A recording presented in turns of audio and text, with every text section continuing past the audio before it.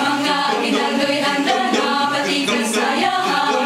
Mga baro sa bintana ay naging islapan. Ang kaligtasan ng mundo'y ating nakamtan. Dahil si Kristo'y isinilang na. Ay bigaya ng tungtungan, pati sa sayawan.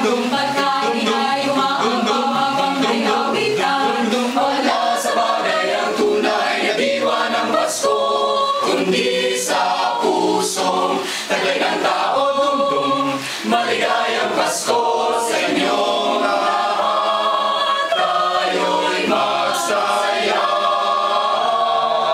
Bumaba sa lupa ang Diyos anak, upang tayo ay bigyan ng walang hanggang buhay. Tayo'y malaya na. Pasko'y ating ipagdiwang.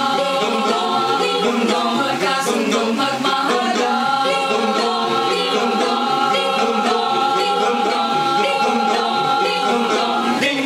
Maligayang Pasko, ding dong.